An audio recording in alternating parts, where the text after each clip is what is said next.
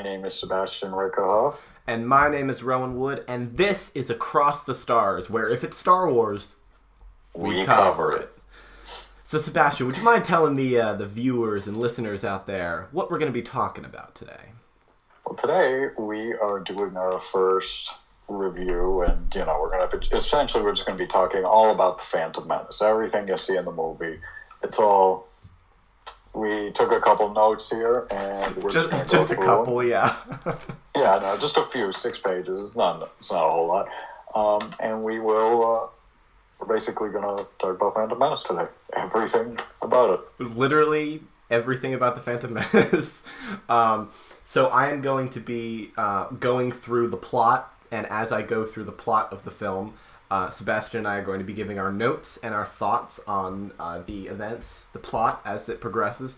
And then at the end, we'll just talk about the movie as a whole, some extras, deleted scenes. And, today is 100% Phantom Menace Day. The opening crawl for this one, before we even jump into the action, and actually even before the opening crawl, there's something I wanted to bring up. So there was the 20th Century Fox logo at the start, and I just find that interesting because Fox handled distribution for the original trilogy and the prequels, and I find that very interesting because now Disney owns all of Star Wars. Before, when they didn't own Fox, they couldn't release the original cuts of these movies because they were technically owned by Fox. And so but now they can. Now Disney owns everything Star Wars, which I just find very, very interesting. They have a full monopoly on Star Wars now. Dude, I hope they add the original cuts to Disney Plus at some point. That's just me. All right. Anyway,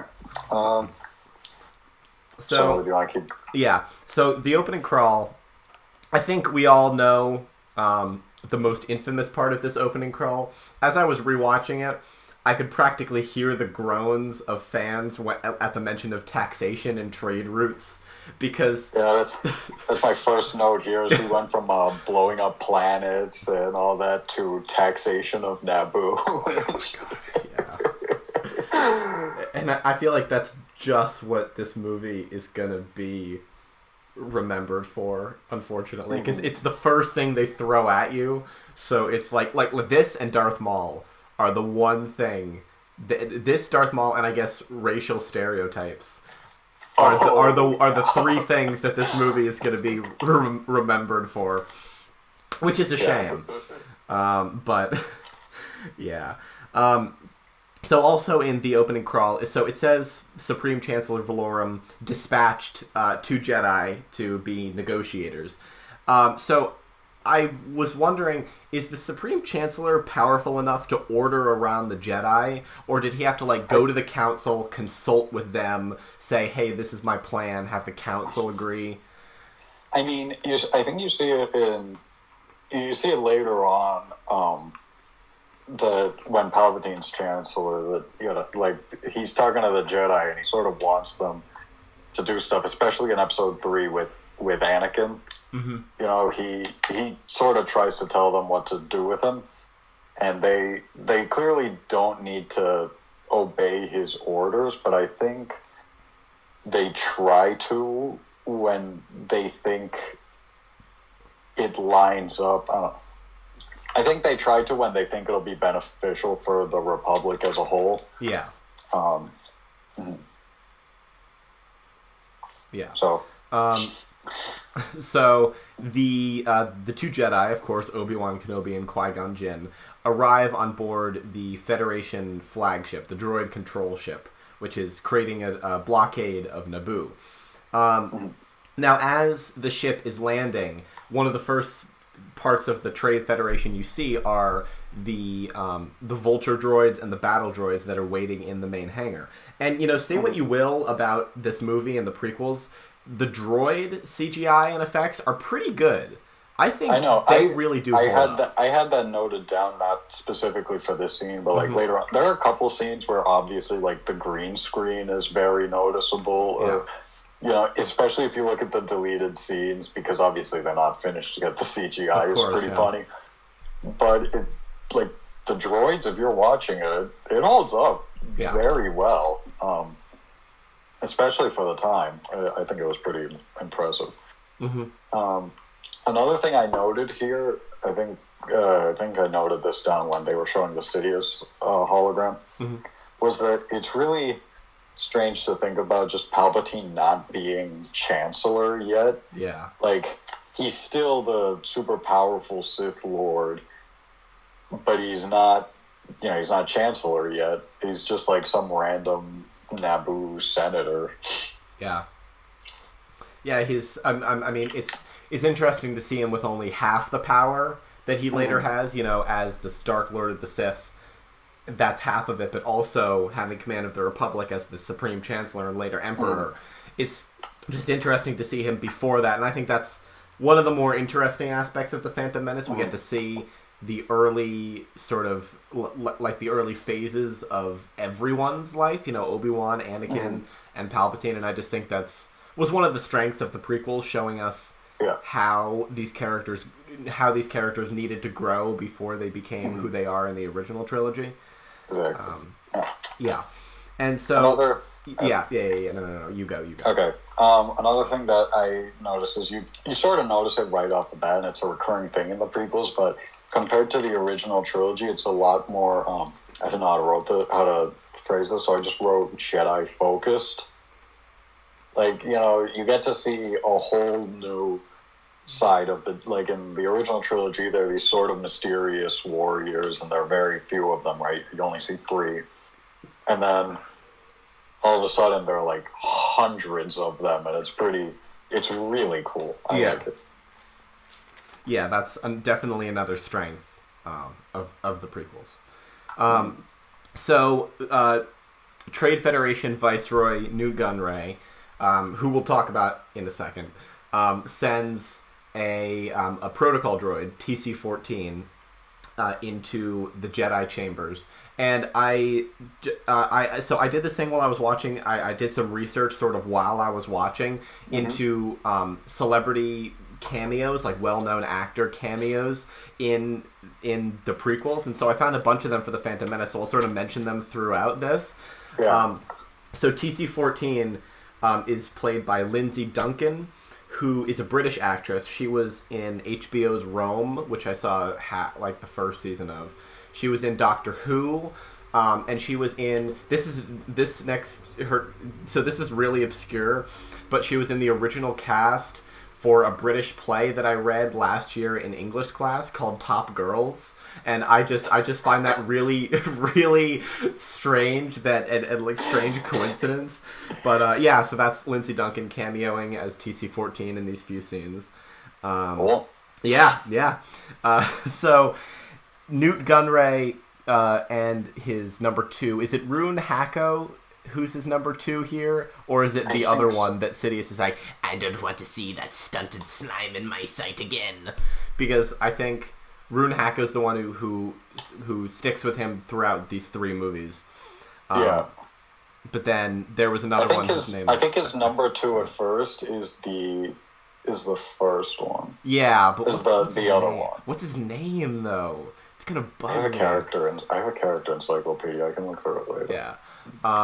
But yeah, so... it may be Dalte Dauphine. That's the name. That's the name. Yeah, that name is much, much harder to remember than any of these other ones. So we have to address the Nemoidians, who are quite obviously Japanese Asian stereotypes. Yeah, like from the accents. It's... Anyway, I just want to also bring up that at least in the first scene, Newt Gunray's mouth barely moves when he talks. Yeah, no, it's very, like, stiff. It's... Yeah. Was he... Yeah, no, okay. It gets better later, I think. Mm-hmm. But yeah, this is definitely one of the earlier puppets that Star Wars makes use of. So, like animatronics, you know? Yeah. Yeah. Okay, another thing I was wondering is, so Dioxys gets vented into the room they're in, right? I'm not sure how they survive that one. Yeah. I had that note too. They completely gloss over how they survive. Like, did they hold their breath? Because I don't think that's how it works. Like, I don't know. Because if you could just hold your breath, then what's the point of pumping poison in there, right? Dude, I can't make heads or tails of how they survive that. You just see their lightsabers light up and... Yeah. I don't know, it's just... right when the poison starts venting in and Qui-Gon jumps up, I noticed this, he sort of bumps into the protocol droid, TC-14, and she sort of says, "Oh, sorry," as he bumps into her. Because I had subtitles on so I could see that, and I just thought that was really funny. But yeah.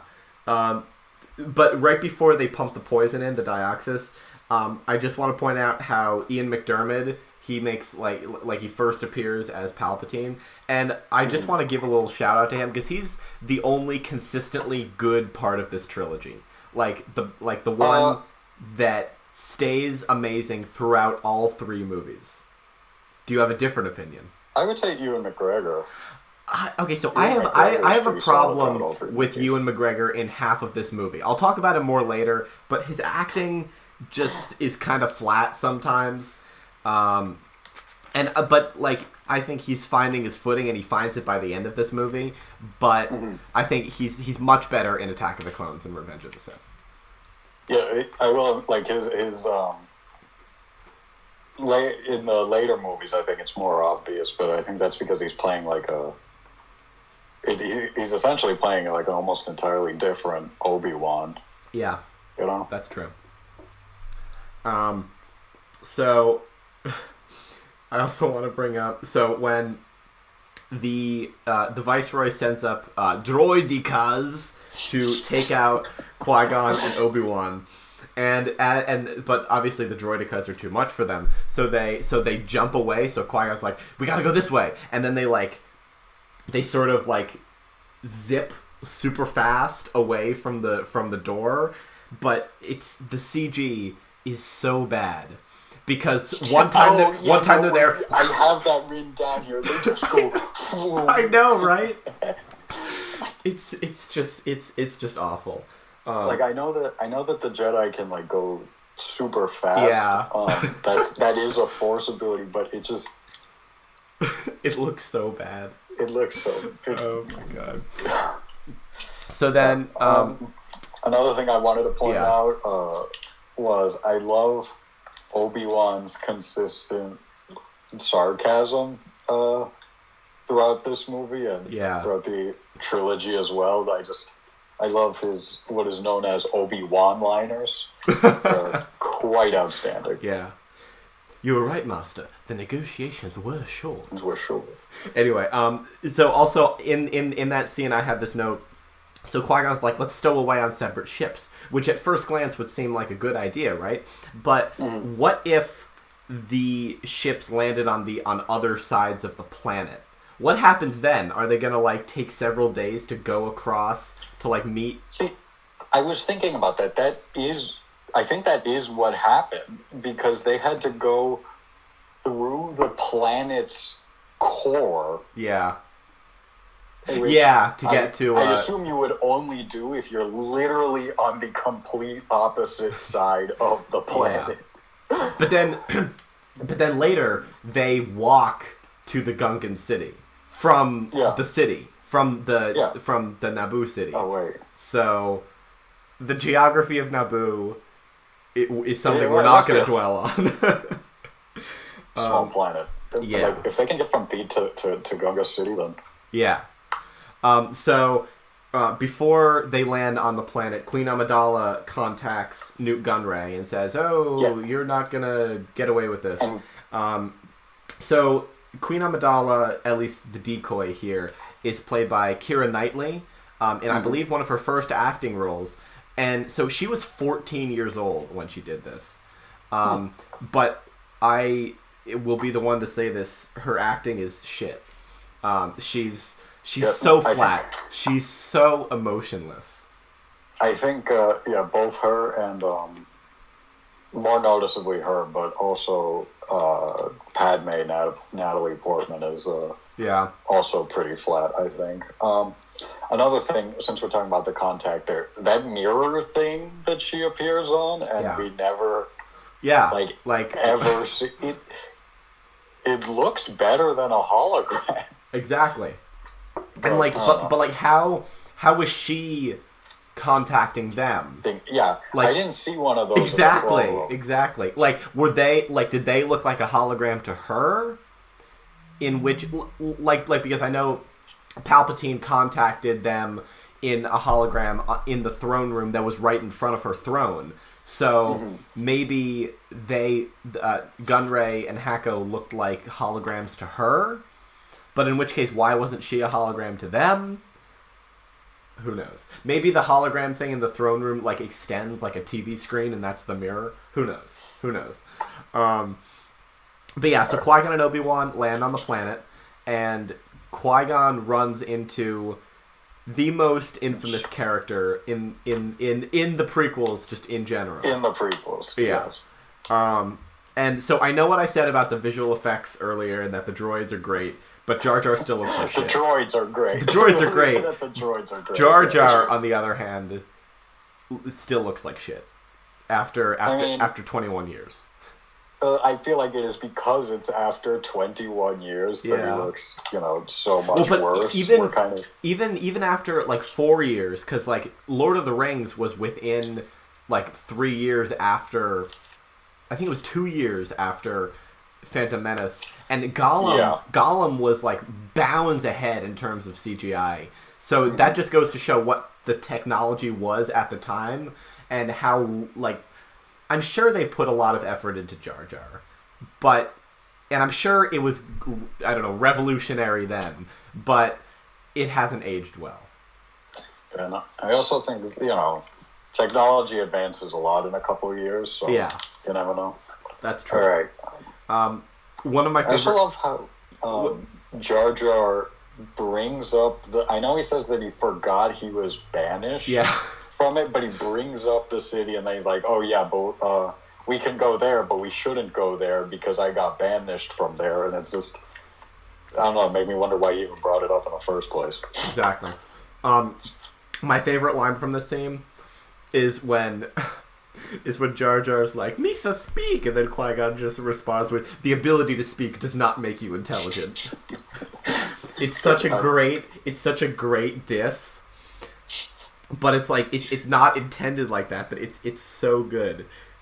Qui-Gon has the best lines in this movie, I swear. I think so too. No, another thing I love about this movie, I was watching with my mother and my sister, and every couple minutes they would just go, "Oh my god, that's where you got this quote from." And I think all the prequels have some pretty good meme lines there, but that's just me. I know, right? Another thing is something I forget is that the Naboo is a race of humans. That always slips my mind. I think of it as the planet. Yeah. But then you hear Boss Nass refer to the Naboo, which is, I know, right? It's just, I don't know, it's weird. It's but the planet is also called Naboo. Mm-hmm. So they just had got to be more clear about that. I had a few ideas that I brought up here, just questions that I was asking myself, such as, why don't the Jedi take off their heavy robes when they're diving? Those robes would probably... I mean, I know it's some sort of Jedi thing, but those robes would definitely slow them down, a lot, when they were trying to swim downward. Also... what do Gungan women look like? Are they like dwarves who they look exactly like the men? I think they show Gungan women. I don't think they look all that different. I think they look more or less this. Yes, they do. They do. I think in a couple of episodes of the Clone Wars. Interesting. They don't look all that different. Huh. That must get confusing. So like, what if like they like look? I think they look just different enough, at least from what I see here. yeah. But yeah, no. I mean, What if like Jar Jar was like trying to like hit on a woman, and then he's just like, "I'm a man, sir," and Jar Jar's like, "Oh!" all right. Another thing I want to point out. Yeah. Is Boss Nass a Gungan? Yeah, he looks totally different from the rest of them. That's one of my notes from the end because like he looks like a frog. Dude, I don't think he's a Gungan.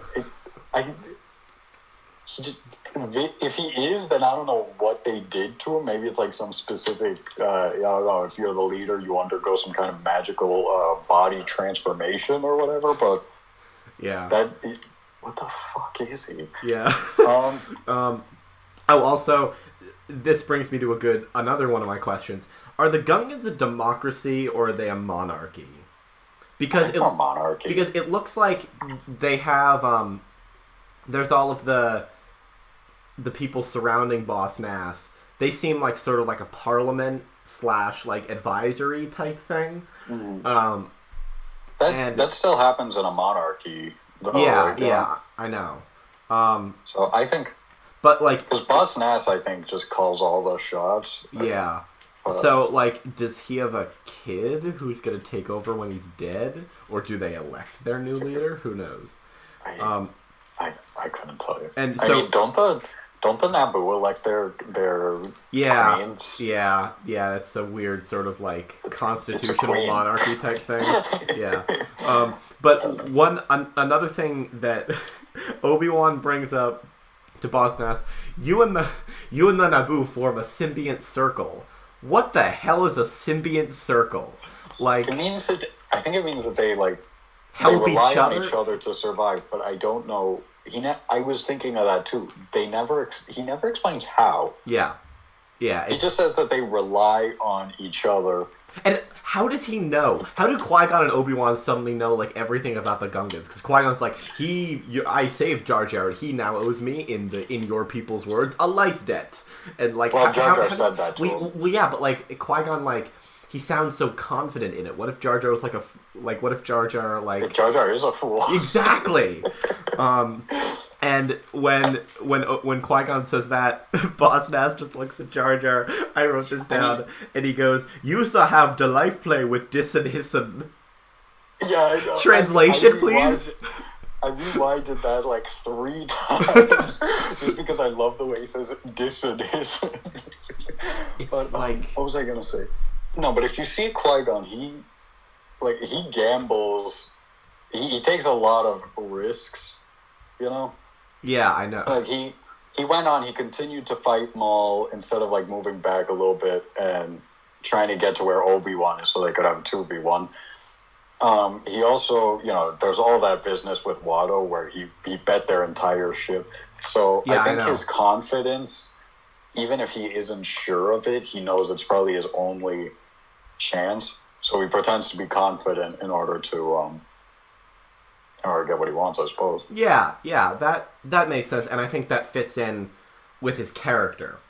Mm-hmm. It definitely does. Yeah.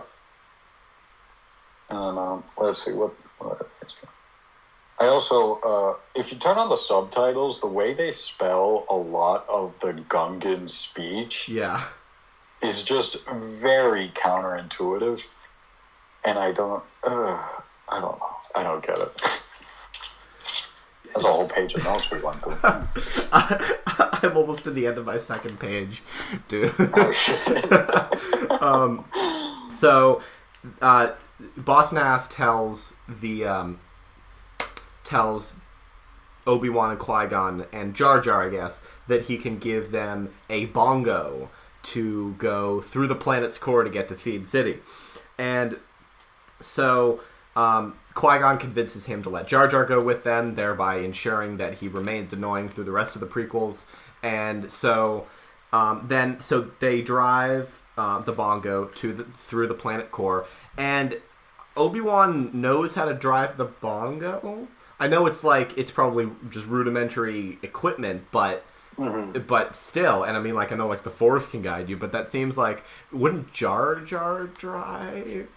I would not trust Jar Jar. I wouldn't either, but I feel like Jar Jar might be better at driving it than Obi-Wan. I feel like, and when I don't know, maybe it's like getting into like a different type of car or something, you know? Yeah. Like if you can drive a Prius, maybe you can drive a Honda Odyssey or whatever. I don't know, but yeah, I feel like it's probably not too different from flying other underwater vehicles. Yeah. I said flying. I don't know what the. All right. Yeah. So they go through the planet core. We get the always a bigger fish sequence. And I just wanted to. There was a deleted scene. Really? Oh wait, no. That's after. Oh, okay. I just want to bring up that the monsters, like the sea creatures that try to eat the sub, they're cool as hell. They're so cool. They really are.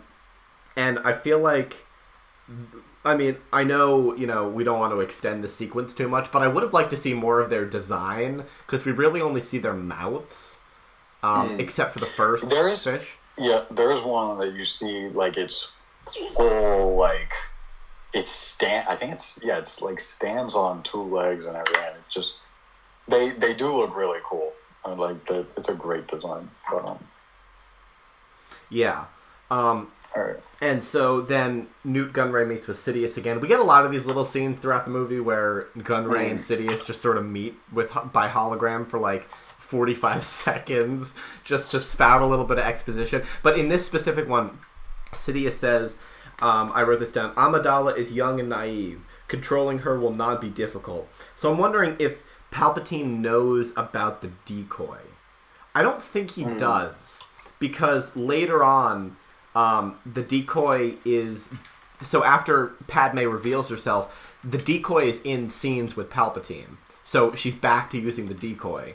So even though once she becomes a senator in the next one, everyone knows who she is.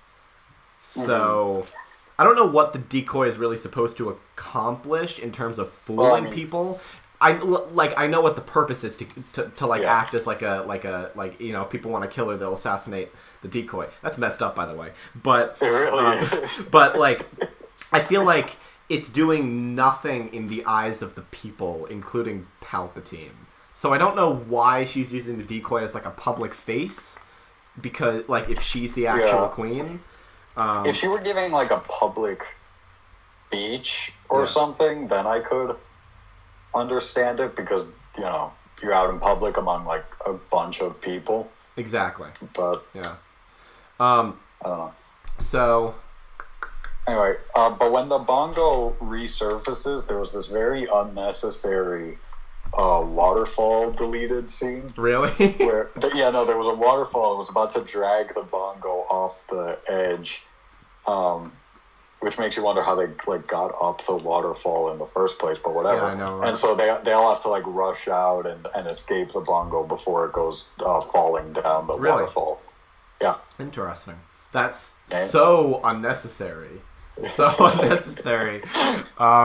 And there's a reason they cut it, right? Yeah.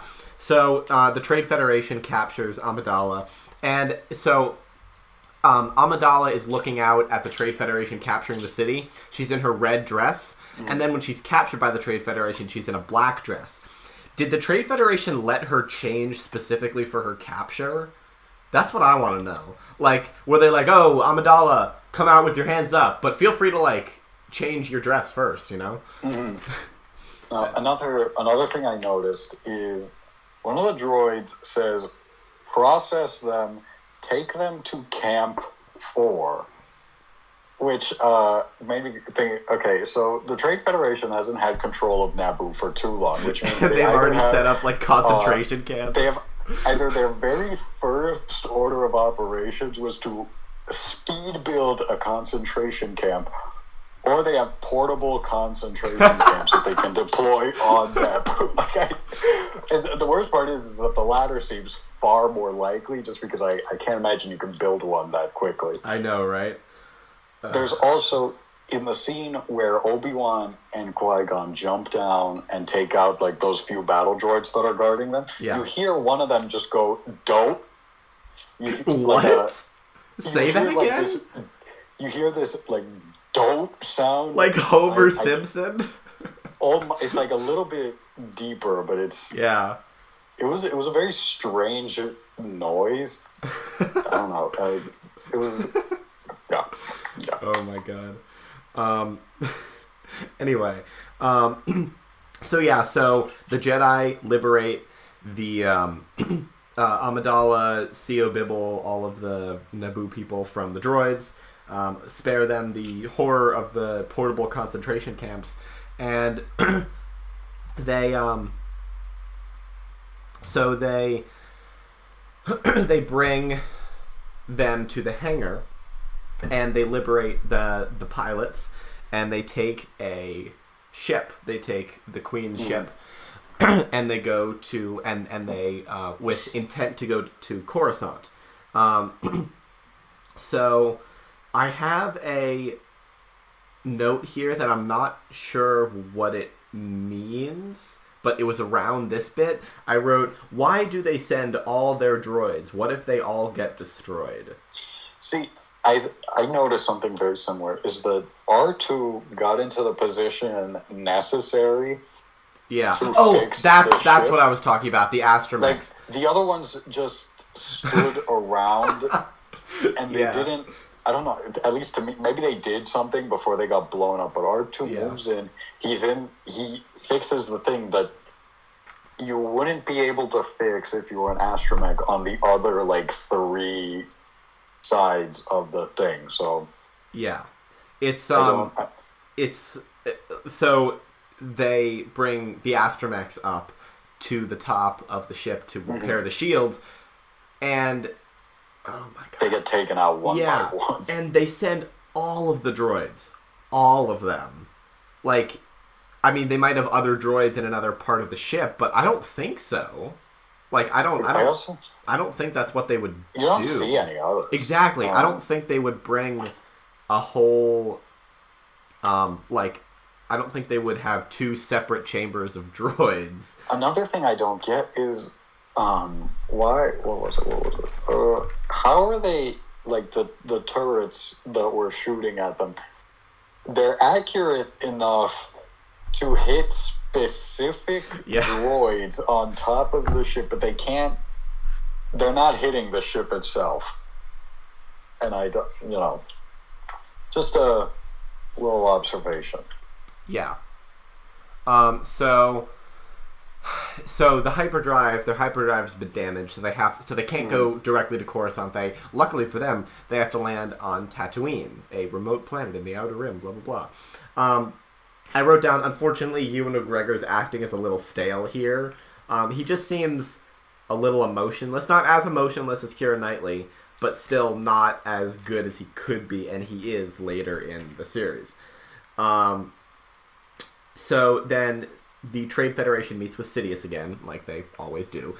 And then Sidious introduces his apprentice, Darth Maul. So Darth Maul steps in into the hologram. Was he just waiting just off the hologram for Sidious to be like, "My apprentice, Darth Maul," and then Darth Maul stands in? Yeah, and I don't know how they. It's all for the visual effect. Clearly Palpatine is a very theatrical person. So I would not be too surprised if he actually just had Maul waiting there. Yeah. But it is very, very odd. There's our introduction to Darth Maul, who becomes the most wasted character in this film. Yep. Until they bring him back in the Clone Wars. Of course. And so they land on Tatooine, and Qui-Gon and Jar Jar go out to the local town. It's not just Qui-Gon and Jar Jar. Padme and R2 come with. Oh yes, R2 comes with. So I wrote down. And I don't understand why Padme went with I get she's the queen. Yeah. But There's just no reason for her. Yeah, to well, go. so I wrote down Padme goes with them, and so if Padme is going under the name Padme, what is she saying her last name is? Because her name is Padme Amidala. But if she says her name is Padme Amidala, they're like, oh, that's the last name of the Queen. What are you talking about? Who are you really? And do people not know the first name of the Queen? Yeah. Like I feel like she should have changed her name at the very least. For sure, yeah.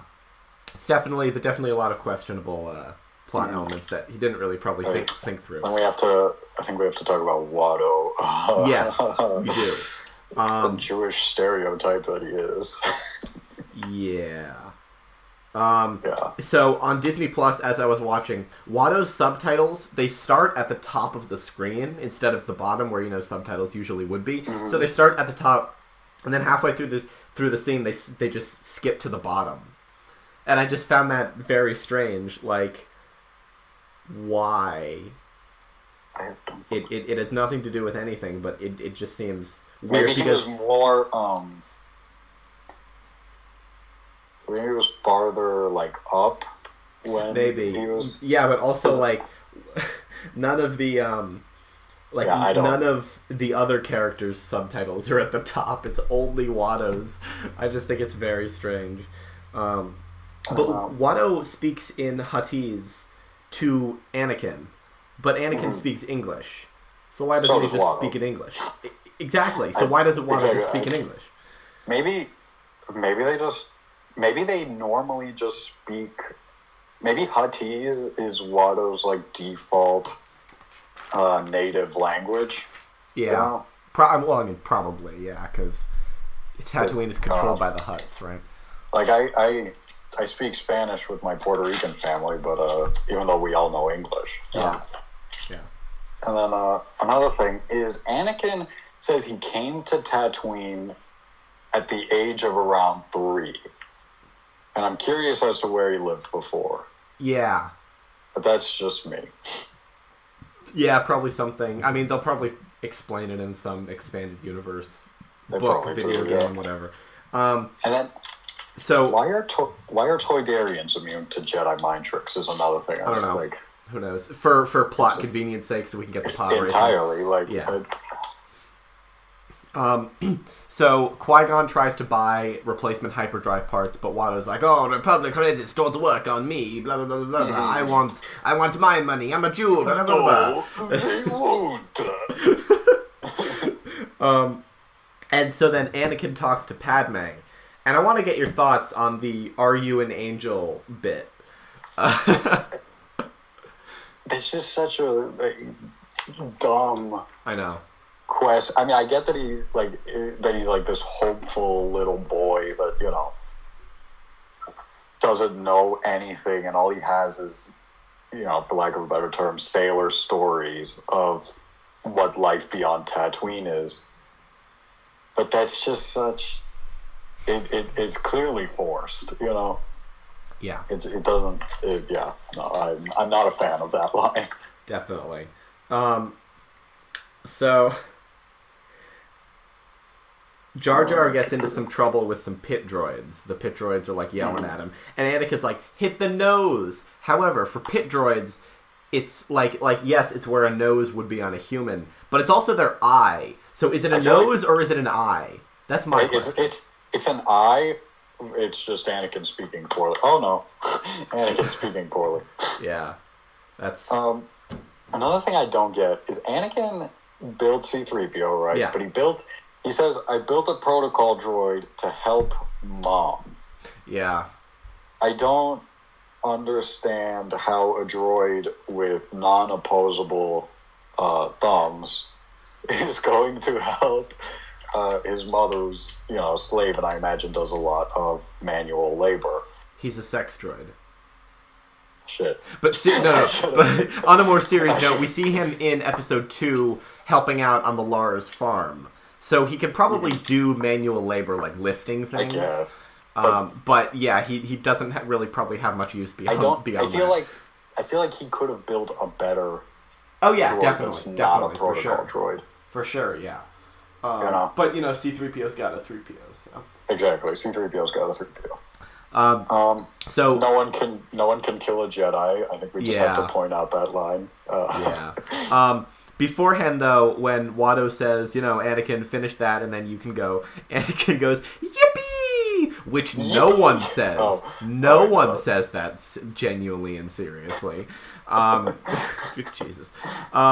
So, and when they first go into Anakin's house, Qui-Gon introduces himself, and it's almost 38 minutes in, and it's the first time we hear Qui-Gon's name. And he's pretty much the main character of this movie. So, I was about to say, I have that written, not here, but I have it written somewhere else. Yeah. Is that Qui-Gon, compared to everyone else, Qui-Gon really just shines in this movie. He does. He is such a solid character throughout the film, and I don't think he's wasted at all. And, Liam Neeson plays him perfectly. He does, yeah. So we get a brief little scene on Coruscant featuring Sidious and Maul. And another cameo alert here. We have Peter Serafinowicz, well-known actor. He was in Guardians of the Galaxy, a bunch of stuff. He is the voice of Darth Maul. Ray Park, who does the physicality, the stunts, he doesn't. He doesn't do the voice. Although I find it interesting that Peter Serafinowicz did not play the role in the Clone Wars, or Rebels. That was Sam Witwer, who is also who is fantastic. But yeah, I find it interesting that Peter Serafinowicz played Darth Maul for his, I don't know, maybe 5 lines of dialogue this movie, 4 maybe. But yeah, and this scene is way too goddamn short. It's like, honestly, it's just Sidious dispatching Maul to Tatooine, and that's it. But honestly, just to go back to what you said about Maul, I think the most important thing about him, I think, is that physicality, though. For sure. He's basically silent, so a lot of what you see from him is just his movements, and it's all incredible shit. Great job to Ray Park. Yeah.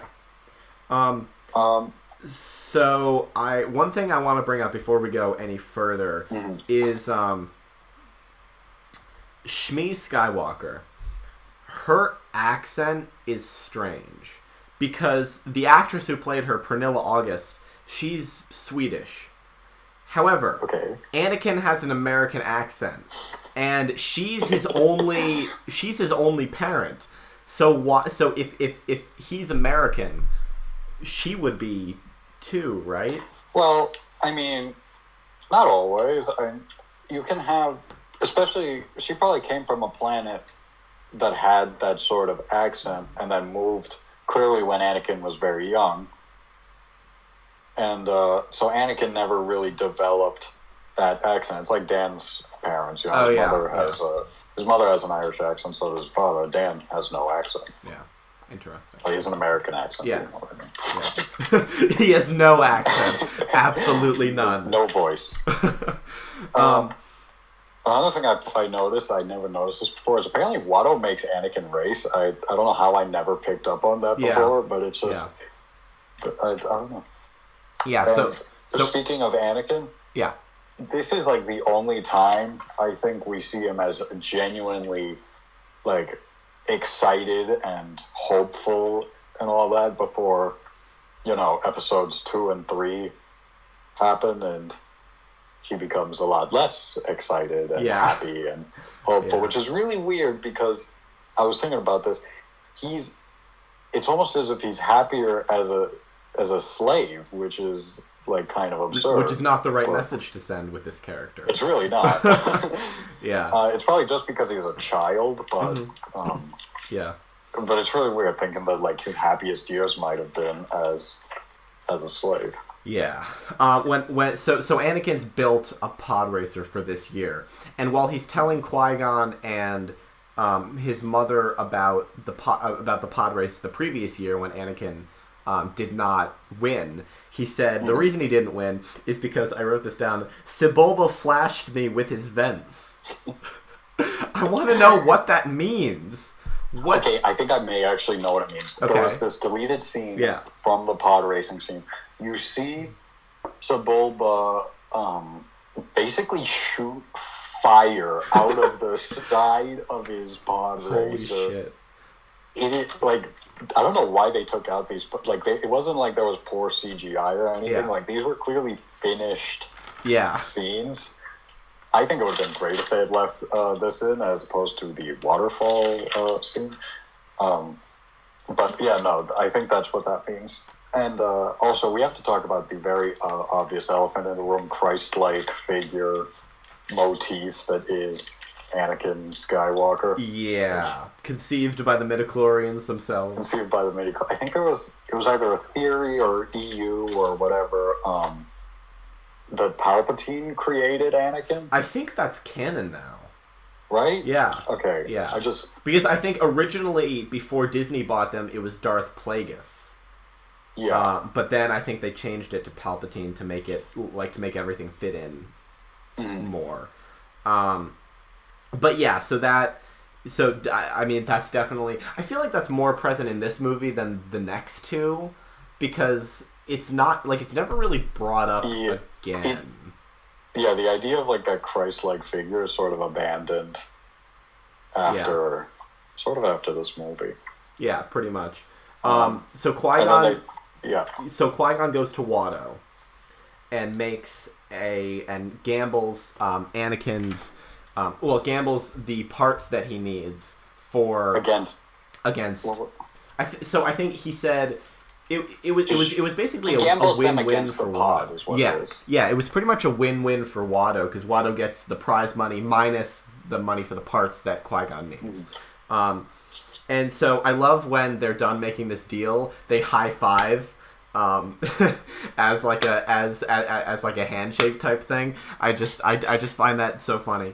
No, but when another thing, I just really love this scene where Anakin he's testing out the pod. Yeah. And you just, like, see him really excited. It's working! Yeah. It's working! And the music in that scene, I can't remember it very well right now, but I wrote it down here, but the music in that scene was absolutely phenomenal. Yeah. The music, I wrote this down a little later. The music in these movies are consistently solid. You know, exactly. John Williams is always at the top of his game. And I think The Phantom Menace is probably one of the better ones musically, if you ask me. Yeah. I'm also a fan of Revenge of the Sith. I think that one has Revenge of the Sith soundtrack? Yeah. Yeah. I have 2 cameo notes in the scenes where Anakin is testing the pod racer. Warwick Davis, who cameos in every Star Wars movie after appearing as Wicket. I actually know who that is. Yeah. So he played a spectator at the pod race, but beforehand in the scene where Anakin's testing the pod, he played Wald, who is a young Rhodian who is Anakin's friend. He didn't do the voice; he just played him physically. Yeah. But George Lucas's daughter Katie also played the only girl with speaking lines in that sequence. She sort of she looks like she has braces. But yeah. So Katie Lucas cameos. Katie Lucas actually cameoed in all 3 of them, and I think it's very interesting on the article I read to see how she was growing up over the periods of these 3 movies. Because in this one she plays the girl. In the next one she plays like a Twi'lek dancer in the nightclub scene, and in the and I know, right? And in the third one, she plays a senator. But yeah. That's somehow still only the second worst of George Lucas's children's cameos, and we will get to the worst one later when we talk Revenge of the Sith. Yeah. So Darth Maul lands on Tatooine, and he sends out... His ship, the Scimitar? Yeah.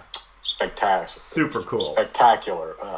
So he sends out a droid to find Anakin and or Qui-Gon and the Queen. Sorry, and so I never noticed it before this rewatch, but whenever Darth Maul appears before Duel of the Fates, he's accompanied by some weird chorus whispering type thing.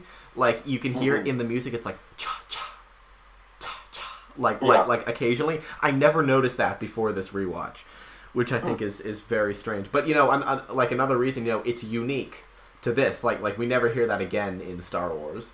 So I just think it's super cool that John Williams, always trying his best. All right. Yeah. So now, I believe we were at the pod racing sequence, correct? Well, I think we skipped over something very important, and that is the midi-chlorian. Oh, yeah. Yeah, of course. But we can go into that one when Qui-Gon explains it to Anakin. We can discuss it then.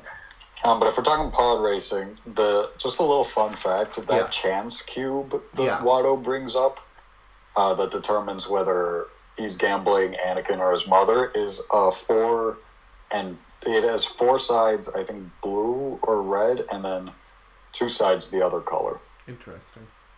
So there was a 2 out of 3 chance that Shmi was, if Qui-Gon hadn't used the Force, there would have been a 2 out of 3 chance. Interesting. Well, yeah, because obviously Anakin, or Watto, was more inclined to lose Shmi than Anakin, because Anakin did all the work, right? She's older, Anakin's younger. Yeah. That's slavery. I shouldn't say that. I mean, it's true. But I think the pod racing sequence definitely holds up. In terms of visual effects, action, music, everything about it is still great. After all of these years. I have a lot of very brief notes before, like, the actual pod racing, like in the pre-racing thing. There's a kid that says, "This is so wizard." It's just such a funny line. That's very 90s language right there. I know I criticized some of her acting. Yeah. But Padme does this look at Anakin. It was either at Anakin or at Qui-Gon when she finds out that Anakin has never even finished a race, and it is the best acting in the whole movie. It is outstanding stuff. Unfortunately, yes. Let's see. Jabba's wife. Is she his visible. Wife? Is she his wife, or is she his? Because it's Gardula the Hutt who owned Anakin and Shmi before Watto. But is she his wife? Is she his? I assumed it was because Watto's going to come out somehow. He has a son at some point. So he has a wife. I'm assuming it was the woman next to her. And then another of the deleted scenes was just a bunch of introductions of all the pod racers. Like, they threw in so many more aliens in there. Yeah. And they talked about how one of the mothers of the racers was in the hospital, and that was they introduce his family, and they come back throughout the scene later, and it was really weird. Wasn't that one of the guys who just fucking died later? I think he did, and I genuinely felt bad when he did. I was like, his mother he's got 3 brothers. I mean, doesn't he have children too? It's like you see his whole family, and it's so sad. Oh my god. Anyway, so anything else to say? I don't have many notes about the pod racing sequence other than there's got to be a better way to watch pod racing than just chairs there's got to be a better, because you see maybe 10 seconds of the race. Exactly. I was thinking maybe a rotating thing in the center. I don't know how. Okay. Anakin's pod must actually be the fastest as he claims it to be if he was able to catch up to everyone that quickly. Yeah. But now I'm wondering how a slave managed to get, I'm assuming are very pricey parts to build the fastest pod racer. I can believe that he built a pod racer. I'm just not sure I can believe that he built. Maybe he stole them. Maybe he stole them from Watto, bit by bit. Yeah, but I don't know if that'll get. I doubt even Watto has parts for the fastest pod racer. True. Yeah. Well, he does. He is the only one around there with a hyperdrive, parts. So I suppose if anybody would have on, fair enough. Yeah. There was the Aura Singh cameo. I just kind of wanted to point that out. Yep. Totally useless in the movie, but she's great. She's great. She's great in Clone Wars. The green screen behind the Tuskens was pretty bad in that, I remember. Yeah. And the Tuskens must be damn great shots if they can hit individual pods. That are moving super fast.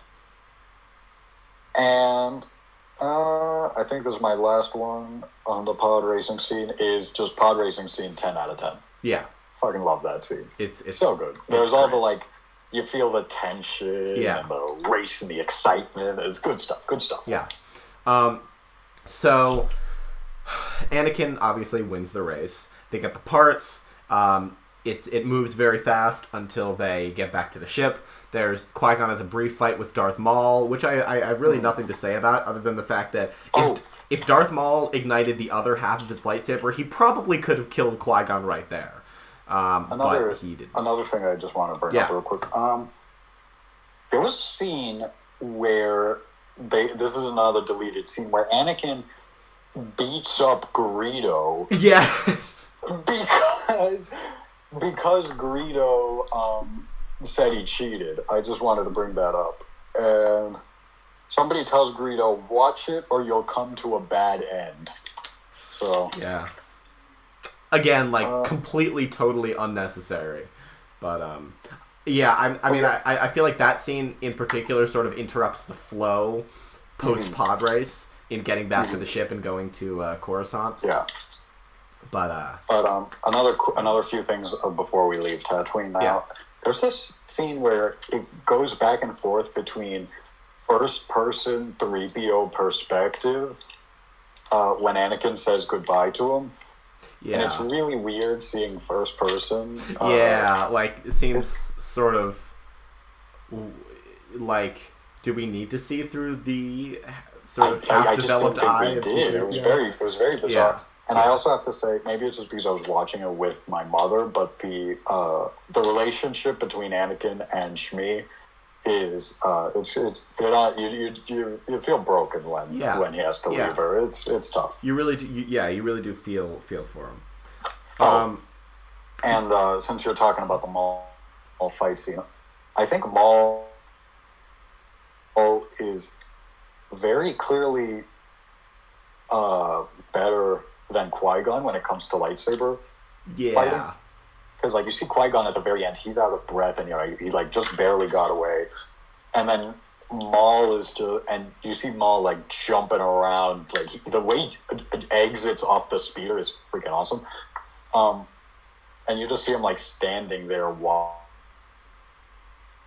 the ship leave. And he was actually supposed to briefly jump onto the ramp of the ship. Really? But that was another deleted scene. It was very funny to see the CGI animation of him running like straight at the camera. Yeah. It's like a 17-second scene. It's very short. But yeah. Again, I can see why that was cut. Mm-hmm. Yeah. Yeah. It makes more sense for Qui-Gon just get away. Exactly. So as the our main characters are leaving Coruscant, we get a little mini Trade Federation sequence on Naboo. Oh damn, we're just gonna skip over Coruscant? Oh no, we're not skipping over Coruscant because we get a little like a tiny little Trade Federation scene on Naboo where Commander Droid is like, oh, we have located the primitives, blah blah blah. We're searching for this rumored underwater city. I'm very interested in how the Trade Federation found out about the Gungans. Did someone in Naboo tell them, or like how? I mean, the Naboo have to know that they exist. I feel like knowing they exist isn't the. I'm more curious as to how they actually found the city. Yeah. Like, because it's all the way literally on the opposite side of the planet, as we discussed. Yeah. Yeah. So now we're on Coruscant. Hooray. Yeah, no, but there was this really creepy scene between Padme and Anakin while they're still on the ship headed to Coruscant. Yeah. It's just, she's 14, he's 9. It's weird. Yeah. It's very weird. I made you this out of a Japor snippet. It sucks, Anakin. And then this is when the idea occurred to me. What if speaking flatly is just a Naboo thing for the women? I don't know. I'm trying to come up with ideas here. Yeah. As the trilogies, as the trilogies progress, Padme loses that like flatness of speaking, and the guys all speak fine. Normally, yeah. So I don't know. I'm just kind of confused. Right? Yeah. Maybe it's a cultural thing. Maybe. I don't know. Yeah, maybe.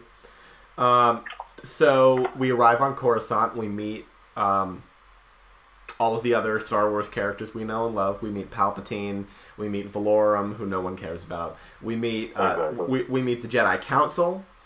I mean, Yoda and Windu are really the only ones that we really meet. The other ones are just sort of in the background. We do get some lines from Ki-Adi-Mundi, which is interesting. Yeah, I was about to say, I think he speaks a bit, but just a couple of things. When they land on Coruscant, Jar Jar says it's pretty hot on Coruscant. Yeah. After they just came from Tatooine. Like, I get that they were in space for a while, but, like, like Tatooine for a while, pick a goddamn lane, Jar Jar. Either that, or my mother thought he was talking about the Queen. But, I highly doubt that's the case. Yeah, no. I'm not gonna think about Jar Jar having sexual feelings about anyone in any way, like ever, ever. What is it? It's really strange because you think of Valorum and Palpatine's like the villain of the franchise, and so you sort of default to think of Valorum as this sort of good guy, but they mention that he's got like a bunch of accusations of corruption targeted at him. Yeah, corruption. That's so he's clearly not much. I mean, a lot better compared to Palpatine, but he's clearly not the prime politician. Yeah. Yeah, I mean, but that's exactly what he is. He's a politician. He does what he can to get power. Are you ready to talk about the first Jedi Council sequence? Yes. Okay. So Qui-Gon presents everything that he knows. I was attacked by a mysterious warrior. I have a boy, and Mace Windu says, "I do not believe the Sith could have returned without us knowing." That's straight up hubris right there. He's so confident in the Jedi's abilities to know everything about the Force that that's what blinded them to the rise of evil. And Palpatine growing, like getting super powerful right under their goddamn noses. Yeah. So I just think that's interesting. That Windu says that, because I think that sort of covers the Jedi's blindness in certain areas. That's sort of a recurring thing throughout the prequels. I think is like sort of the Jedi's overestimating their own, and Palpatine points it out too especially in episode 3, which is it's really weird because you think of the Jedi as like the obvious, really wise, morally upstanding monks, but they have their own flaws too, Yeah. It was at this point that I wrote down in my notes that this movie moves really fast. It goes. I noticed. I noticed that too. Yeah. When, but that was a bit earlier, and I don't bring it up when they go to Gunga City. Yeah. I was like, this movie is moving like way faster than I remembered it being. So it moves super fast, but it still has time for shit like Jar Jar's like shenanigans, which I just think is it like choices were made, obviously. We don't need extended pod racing. We need that. Oh, another thing I wanted to bring up is that like in the pod racing scene, there's this alien that like farts at Jar Jar. Yeah. That got extended, I believe, in one of the deleted scenes. It was in the pod racing scene where they're announcing like all the racers. When they extended that scene, I think they also extended the fart. And I'm very, very disappointed in everything right now, but just knowing that happened. Yeah. In the lead up to the Senate sequence, when Amidala's getting ready, I just wrote down Kiera Knightley's acting in all caps, because she's so emotionless here, like even more than normal. And I don't want to like be mean to her, but It's just... I'm sure she's going to care what you think so much. It's not engaging at all. And, like, she's grown as an actress since then. Like, she's... Like, everything else that I've seen her in, she's really great. But not this movie. I wonder if they were told to, like, be flat. Yeah. It seems like a choice, doesn't it?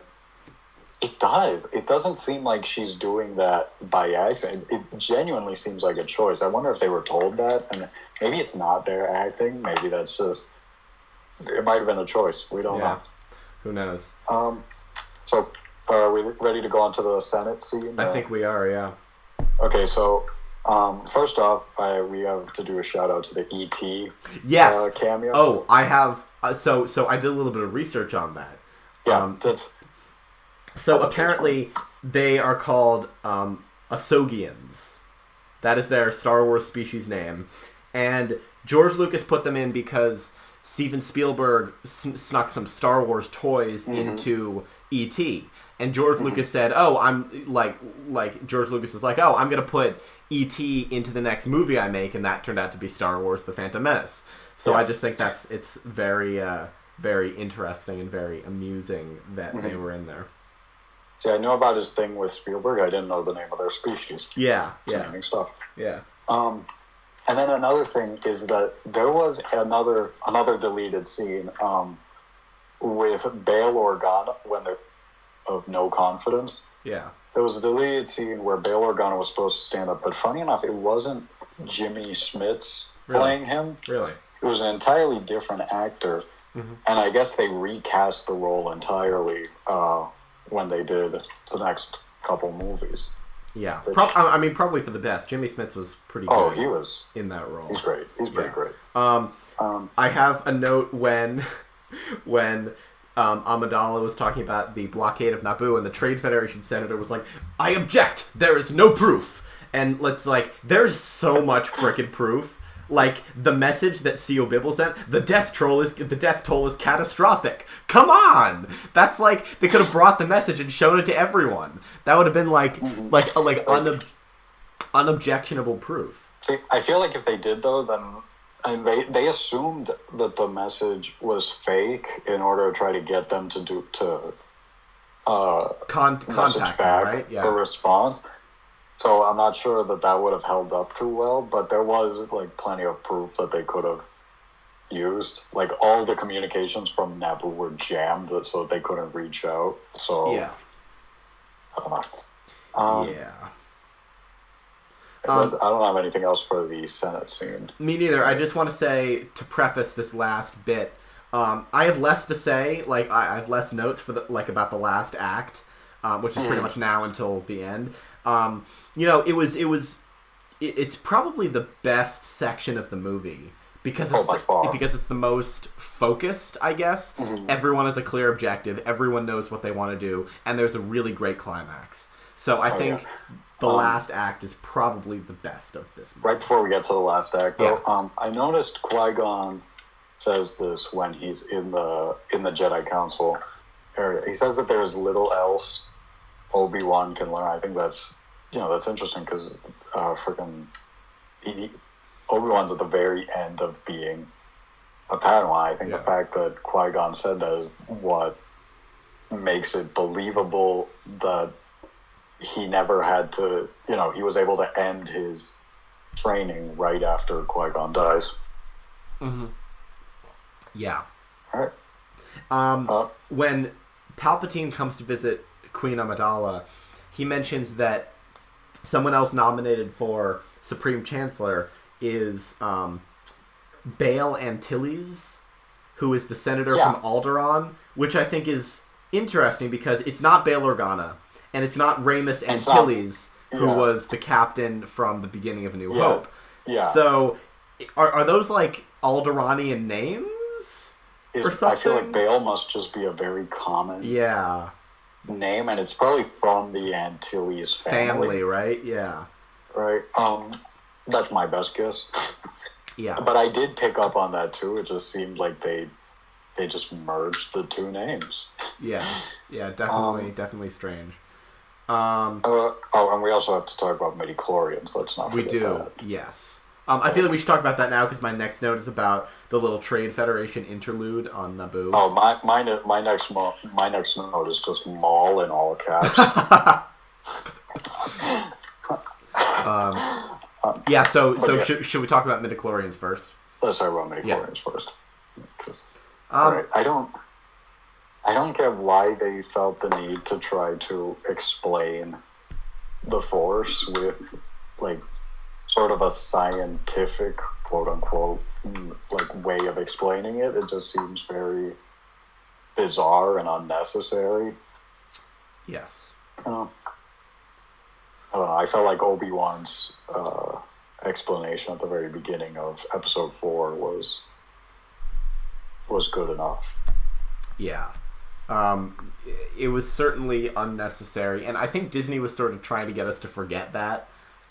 Forget about the midichlorians. With the sequel trilogy, yeah. Yeah. But, you know, I'm not too bothered by this addition to the canon, just because, you know, like, it's just an extra step, you know? It's just an extra step in seeing if someone could be a Jedi. And, I mean, honestly, like, they probably don't even matter that much. I know, like, when what I do is I've always just ignored the existence. It is like they don't really affect anything. There was no, like I said, it was completely unnecessary and doesn't affect anything. Yeah. So with our little Trade Federation interlude here, okay. So the I believe it's Gunray who tells Sidious that we've captured the whole planet. How long has it been? Like 2 days? They captured an entire planet in like 2 or 3 days. It's hard to tell how time passes in this movie. Yeah. I think, like, how long did they spend on? I think on Tatooine alone, they must have spent a day or two. Yeah, because like, you only see one night on Tatooine. You see one night. Yeah, and all of the characters just wear the same clothes all the time, so exactly. It's impossible to tell. Except for the Queen. Except for the Queen, like who changes into various like every 5 minutes. Yeah. I don't know. Plus, there's all that time that they're in space. I don't know how many. Yeah. But space travel is like near instant in Star Wars, I think. So. Yeah. All right. So our heroes land on Naboo, and one of the first things they do is go to visit the Gungans, and try to get them to ally with them. I have another cameo catch here. When everyone's standing around waiting for, talking to the Gungans, we get Richard Armitage from the Hobbit movies and The Wire as a Naboo pilot in the background. He doesn't do anything or say anything, but he's there. In fact, I'm pretty sure he's also in Castlevania. Oh yes, he is. He's Trevor Belmont. Trevor, yep. Yeah. So another note for this scene is it racist to say that all of the Gungans except Boss Nass look exactly the same? Because they do. It's like they made one CG design and then multiplied it. I wouldn't be surprised if that's actually, because like they have to make so many of them. Yeah. I doubt that they went by and made them one by one. Yeah. I don't know, Captain Tarpal and. Yeah, well, I mean, Captain Tarpals has like the little like beard. Exactly, like they thing. have a few distinguishing features here and there, but I mean, I don't know. It is a little tough to tell some of them apart, but I mean, there are only 3 main ones. So. Yeah. So for the coming battle, Boss Nass makes Jar Jar a general. Why the fuck? Why the hell? I don't know. I don't like. Like, did he like prove himself or something? He didn't. He didn't do anything. Like, all he did was he went with some outsiders. Yeah. I don't even think Boss Nass knows about like that they went to Tatooine. Yeah. Yeah. Oh well. I have really nothing much to say about the battle scenes, other than they're pretty decent. Like up until Duel of the Fates, they're pretty pretty good, you know? Shall we get to Duel of the Fates then? Yes, of course. I Yes. have nothing to say about anything Good, else. good. All right. I was, at this point, my mind just blocked everything out as I waited in heavy anticipation just to see that beauty double-bladed. Let's skip right to Duel of the Fates then. As I mentioned earlier, I just have Maul in all caps. Right when he shows up, that scene gives me goosebumps every time. It's beautiful. It's perfect. I forgot how well the actual song Duel of the Fates complements literally everything in that scene. It's so perfect. Like, it. Oh my god, I can't describe what was going, like, through me in that scene. Yeah. It's definitely the highlight of the film for sure. Oh, by far, it's one of the highlights of the franchise. Yeah, but also it serves as sort of a double, like it has a double meaning. It also highlights the flaws of this movie and the prequels in general. Like we don't get enough sequences like this, and it just goes to show how big of a waste Maul is. Yeah. Another thing that I wanted to mention is that in the prequels, the fighting, I feel like is very obvious, but the fighting is the lightsaber at least, is very, very different. Like, there's a lot more, you can tell there's a lot more action in, like, when you don't see, Luke and Vader going at it, like, half as hard as Maul and Obi-Wan and Qui-Gon, I feel. Definitely, yeah. And a fun fact is that apparently they were moving, like, when they filmed this, they had to slow it down. Really? Because the actors were moving too fast for it to be believable. Wow. So they would have, because they thought that if they kept it normally, people would think that they sped it up in order to make it look better. Real, yeah. So they had to do the opposite. Interesting. That actually makes a lot of sense, because, like, as you're watching it, some of it seems sort of stylized, and I think that's because they slowed it down a tiny bit. Yeah. There's also this great scene where, like, it just zooms in on each of the three fighters' faces. Yeah. And I don't know why, but, like, you just, like, the emotions on each of their faces is just... Yeah. It's amazing. And so there's a fight. Qui-Gon gets stabbed. I have a little bit more to say. Oh, okay. All right. Okay, so Anakin's autopilot guides him, like, straight to the... It guides him straight to the droid control ship. I have a feeling R2 is piloting it. Sort of behind... It said it was on autopilot. I feel like R2 is kind of influencing that just a little bit. Probably. Let me see here. Oh, okay, I have two more notes before we can get to Qui-Gon's stuff. Okay. That scene where they're all, like, stuck by the ray shields sort of thing. And, like, they're all separated from each other. I think it gives us a great look into, like, the way each character responds to that says a lot about them. Like, you see Obi-Wan with his, like, lightsaber ready to go. He just wants to rush in and help his master. You see Qui-Gon meditating, and then you just see Maul eagerly waiting for, everything to come down. Yeah. And another thing that pissed me off is that every single time this fight scene got interrupted, I know. It's intercut with the piloting scene. I would have rather they showed, like, the other three scenes first, and then we get, like, the duel. Just uninterrupted, yeah. Just uninterrupted duel, and I feel like that would have, for me, that would have been better. I don't know. Yeah. But, whatever. Yeah, it is what it is. And then now we can talk Qui-Gon's death. I feel like I thought it was a reasonably impactful moment. Yeah. Like, he was, like, this great he was the best character throughout the entire movie. And all of a sudden he dies, and sort of sets the stage for Obi-Wan being the mentor in the next two films.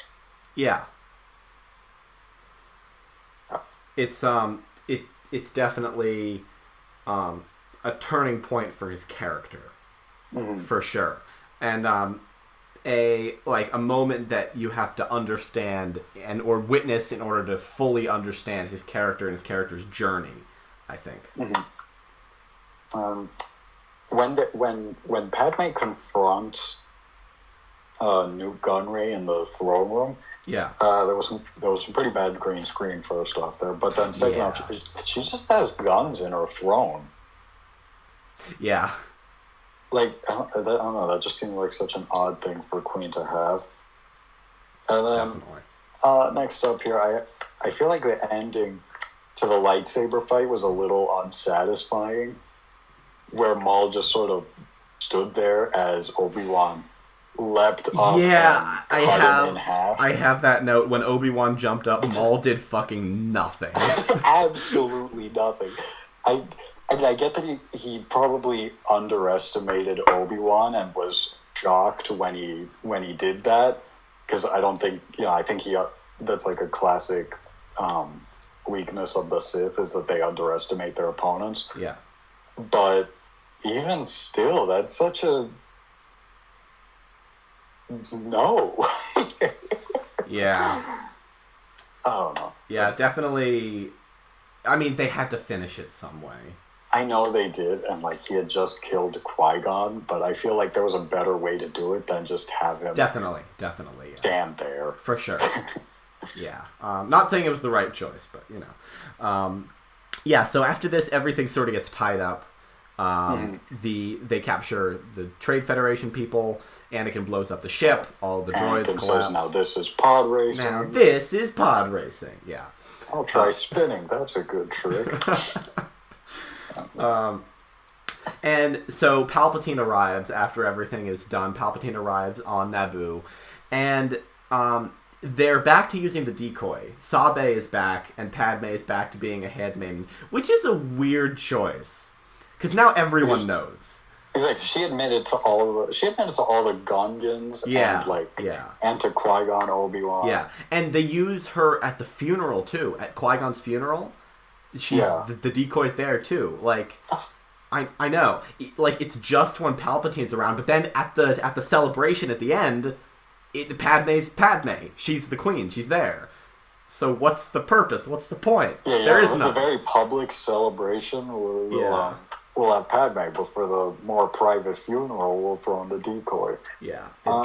Another thing I noticed, it just struck me as so weird. I saw a Chancellor's Guard without like a visor, or you just like, you know, the like blue Chancellor Guards. Yeah.